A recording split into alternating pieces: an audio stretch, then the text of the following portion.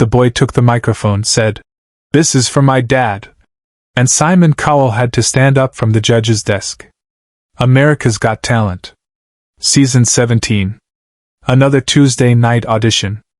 Another packed theater at the Pasadena Civic Auditorium. 3,000 people in the audience. 4 judges at their red desk. Cameras rolling. The familiar rhythm of talent show television, dreams, disappointments, and occasionally, something that transcends entertainment entirely. A 12-year-old boy walked onto the stage. Small for his age. Dark hair. Wearing jeans and a simple button-up shirt that looked like someone had carefully ironed it that morning. His hands were shaking as he held the microphone. Host Terry Crews greeted him with his usual warmth. "Hey there, young man! What's your name?" "Ethan Rivers," the boy said quietly, his voice barely carrying through the theater. "And where are you from, Ethan?" "Phoenix, Arizona." "That's great. And what are you going to do for us today?" Ethan looked down at the microphone in his hands, then out at the judge's table. His eyes found Simon Cowell, who sat in his usual position, arms crossed, expression skeptical, the judge who had crushed 1,000 dreams with a single word. "I'm going to sing," Ethan said. "I'm going to sing a song my dad loved." Simon's expression didn't change. He'd heard thousands of dedications over the years. Dead relatives. Living relatives. Pets. Teachers. The list was endless. "That's wonderful," Terry said gently. "Tell us about your dad." Ethan's jaw tightened. "He died 8 months ago. He was a firefighter. There was a fire at a warehouse and—" He stopped, composing himself. "He didn't make it out." The theater went silent. Even Simon's posture shifted slightly, arms uncrossing, leaning forward just an inch. "I'm so sorry," Terry said, his voice thick. "And you're here to honor him?" "Yes, sir. This was his favorite song. He used to sing it to me when I was little. Before bed. When I was scared. When I was sad. He'd sing it and everything felt okay." Ethan looked directly at Simon again. "I know I'm not the best singer. But I need to do this. For him." Simon Cowell has seen thousands of talents, but none of them started like this. A boy picked up the microphone, said, "This is for my dad." And Simon had to stand up from the judge's desk. The music started. A simple piano melody. Soft, haunting, achingly beautiful. The kind of song that carries weight even before the first word is sung. Ethan closed his eyes. Tilted his face upward, toward the lights, toward heaven. And he sang. His voice was pure. Not technically perfect. There were moments where his pitch wavered, where his breath control faltered. But none of that mattered because what came out of that 12-year-old boy was something beyond technique. It was grief. It was love. It was 8 months of missing someone so much it physically hurt. It was every bedtime story, every scared moment when his dad had been there, every memory now tinged with the knowledge that there would never be new ones. Simon's arms dropped to his sides. His mouth opened slightly. His eyes, those famously cold eyes that had dismissed countless performances with barely a glance, began to glisten. Howie Mandel leaned forward, hand over his mouth. Heidi Klum was already crying, not even trying to hide it. Sofia Vergara had both hands pressed to her chest, tears streaming down her face. But Simon was frozen. Completely still. Watching this child pour out his entire heart on stage, singing to a father who would never hear him again. Ethan sang about promises kept and promises broken. About heroes who wear uniforms and fight fires and save lives. About a little boy who used to feel invincible because his dad could fix anything, and how that boy now had to learn to be brave without him. The audience was silent. Not the respectful silence of people being polite. The sacred silence of people witnessing something holy. Simon stopped the show. No one knew what was happening. Ethan reached the final chorus. His voice cracked on the high note, not from lack of skill but from the weight of everything he was carrying. He pushed through it, his small frame shaking with the effort of holding himself together while falling apart. And then he finished. The final note hung in the air. The music faded. Ethan opened his eyes and looked at the judges, tears streaming down his face. The audience erupted. Standing ovation. Immediate. Universal. 3,000 people on their feet, applauding not just a performance but a moment of courage so profound it made grown adults weep. But Simon didn't applaud. He stood up slowly from the judge's desk, something he almost never did during auditions. His hands gripped the edge of the desk for a moment, steadying himself. Then he walked around the desk and started across the stage toward Ethan. The audience gasped. The other judges looked at each other in shock. Terry Crews stepped back, understanding instinctively that something bigger than television was happening. Simon walked across that vast AGT stage, his dress shoes clicking against the floor, until he stood directly in front of Ethan Rivers, this 12-year-old boy who had just bared his soul for 3,000 strangers and millions watching at home. "Ethan," Simon said, his voice rough, barely controlled. "How old were you when your dad died?" 11. "It was 3 weeks after my birthday. And you've been carrying this for 8 months?" Ethan nodded, unable to speak. Simon crouched down slightly, bringing himself to eye level with the boy. "I need to tell you something. And I need everyone here to hear it." He turned slightly, addressing the audience, the cameras, everyone watching. "I've been doing this job for 20 years. I've heard every kind of sob story. Every kind of tragedy. Every kind of dedication. And I've learned to..." He paused, choosing his words carefully. "To protect myself. To not let it in. Because if I let every story touch me, I couldn't do this job." He looked back at Ethan. "But what you just did up here, that wasn't a performance. That was the bravest thing I've ever seen on this stage. Subscribe and leave a comment, because the most powerful part of this performance is still ahead." Simon's voice cracked. The legendary judge, known for making contestants cry with his harsh critiques, was fighting tears himself. "Your father was a hero," Simon continued. "He ran into fires when everyone else ran out. He saved lives. He made the ultimate sacrifice doing what he loved." He paused. "But Ethan, you're a hero too. Because it takes more courage to stand on this stage and sing through grief than it does to do almost anything else in this world." Ethan's face crumpled.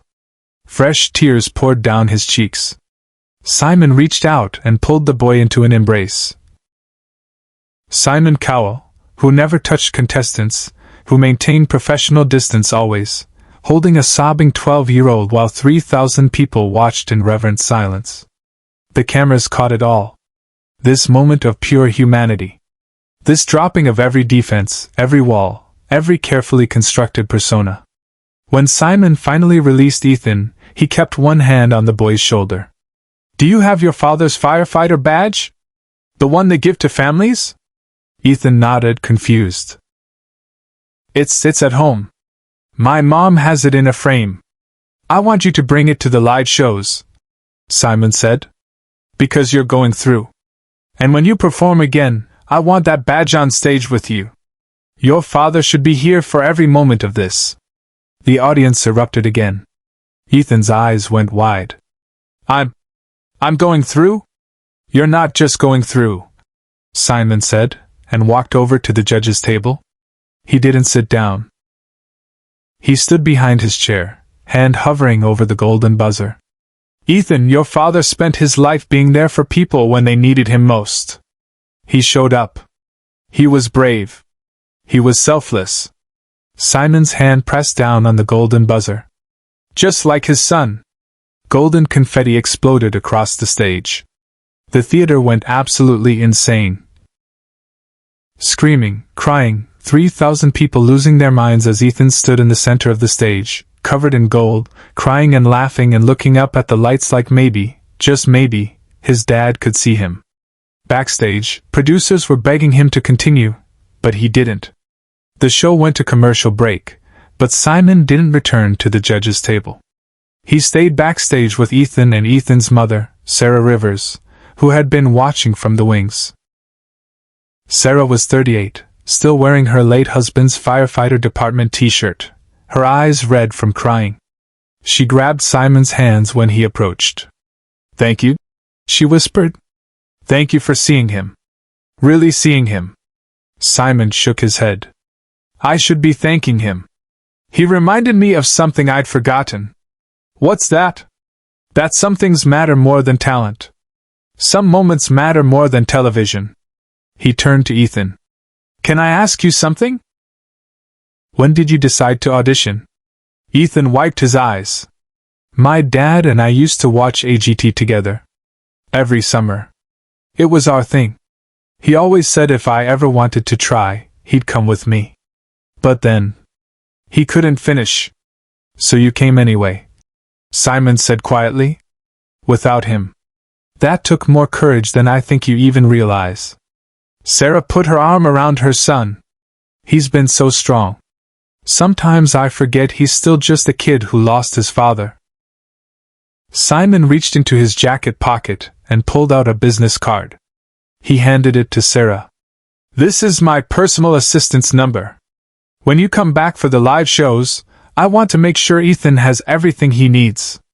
Anything he needs. Understood?" Sarah took the card with trembling hands. "Why are you doing this?" Simon looked at Ethan, then back at Sarah.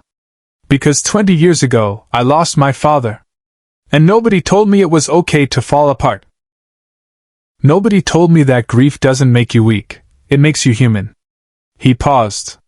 "Your son taught me something tonight that I'd spent 2 decades trying not to learn." "What's that?" "That the bravest thing you can do is let people see you break. And then let them help you heal." But what happened next, no one in the theater, or watching at home, could ever forget. When the show came back from commercial, Simon returned to the judges' table. But he didn't sit down immediately. He stood there, looking at the empty stage where Ethan had performed, the golden confetti still scattered across the floor. "Ladies and gentlemen," Simon said, addressing the audience directly, "I need to say something. And it's going to be the most unprofessional thing I've ever done on this show." The audience quieted. The other judges looked at him curiously.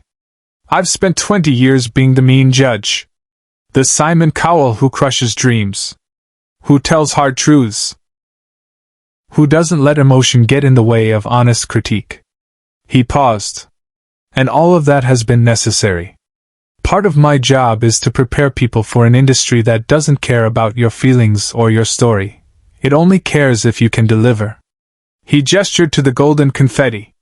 "But that boy, Ethan Rivers, he reminded me that sometimes the story matters more than the delivery. Sometimes courage matters more than perfection. Sometimes..." His voice broke again. "Sometimes we need to stop being professionals and start being human beings." The audience gave him a standing ovation. Not for entertainment. For honesty. Simon sat down, composed himself, and looked into camera 1. "If you're watching this at home, and you've lost someone, and you're trying to figure out how to keep going, look at what that 12-year-old boy just did. He stood on this stage and sang through his grief. He didn't hide it. He didn't pretend to be okay. He just showed up and did the bravest thing he could do." He wiped his eyes quickly, almost embarrassed. "That's more impressive than any perfect performance I'll ever see. Share and subscribe, so this story will never be forgotten." Ethan Rivers made it to the finals. He performed 3 more times on the AGT stage, and each time, his father's firefighter badge sat on a stand beside him. Engine 17, Phoenix Fire Department, Captain Michael Rivers. He didn't win the competition. He came in 4th place. But none of that mattered. On the night of the finale, Simon did something unprecedented. He stood up during Ethan's final performance and placed his hand over his heart. The entire audience followed. 4,000 people standing in silence, hands over hearts, honoring not just Ethan but every child who had ever lost a parent too soon. After the show, Simon gave Ethan something he'd never given any contestant: his personal phone number. When things get hard, Simon said. And they will, you call me. That's a promise. Today, Ethan is 15. He still sings. He still honors his father. And in Simon Cowell's office in Los Angeles, there's a photograph on his desk. A 12-year-old boy covered in golden confetti, looking up at the lights, singing for his dad. Share and subscribe, so this story will never be forgotten. Simon says that night changed how he judges every audition. He still tells hard truths. He still demands excellence. But now he remembers that behind every performance is a human being carrying something heavy. And sometimes, the bravest performance isn't the most perfect one. It's the one where someone shows up anyway.